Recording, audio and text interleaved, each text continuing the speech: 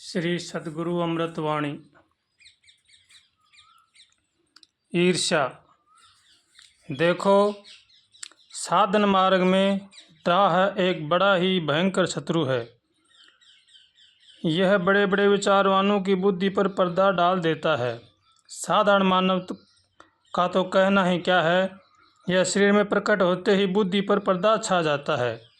ज्ञान ध्यान सब लुप्त हो जाते हैं। यह ईर्ष्या जब प्रकट होता है कि हम बड़े हैं, हमारा सब अधिकार है, यह अब हमारे से ऊंचा बनना चाहता है, ये से विचार आते ही यह दुश्मन शरीर में प्रकट होकर जलाना शुरू कर देता है।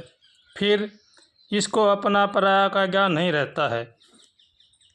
फिर तो दूसरों को नीचा दिखाना, उनका अधिकार छीनना, यह भावना दिल में प्रकट हो जाती है।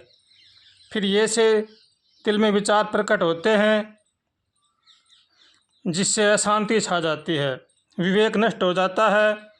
यह दिल में विचार ही नहीं उठने देना चाहिए कि मैं बड़ा हूँ, मेरा अधिकार है, मैं ही सबका शासन करने वाला हूँ, मैं ही ज्ञानवान बुद्धिवान हूँ और तो सब मूर्ख हैं। हमारे यही विचार हमें रसातल में ढकेलने वाले हैं। देखो, सब दिन होत न एक समान। कभी धूप है, कभी छाया है, कभी कोई मालिक है, कभी कोई। ये सा ही परिवर्तनशील समय है। किसी पर अपना अधिकार न जमाएं।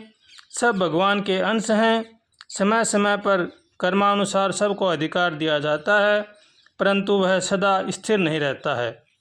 संस्कार मिटते ही उसका अधिकार छीन लिया जाता है। संसार में कैसे रहें? चेतावनी। संसार में मेहमान बनकर रहें, मालिक बनने में दुख ही दुख है।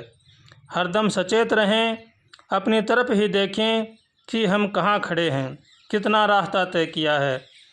अपनी तरफ नज़र करोगे तो दूसरा कोई बुरा नज़र नहीं आएगा, क्योंकि हमारे अंदर अनेकों बुराइयों ने घर बना रखा है। फिर हम किसकी बुराई करें? समय बहुत ही कम है, ज़रा आंखें खोलो, चलने की तैयारी करो। रास्ता बड़ा लंबा है। बैठे बैठे बात बनाने से काम नहीं बनेगा। कमर कसो, हिम्मत न हारो। इस रास्ते में तो सूरवीरता का काम है। इस रास्ते में कायर नहीं चल सकता। बस अब तो आगे पीछे की मत सोचो। पीछे हो गया सो हो गया, आगे के लिए चेत करो। भगवान को एक क्षण भी न भूलो। मालिक की आज्ञा के अनुसार अपना जीवन बनाओ, इसी में परम लाभ है। श्री सतगुरु वचनामृत।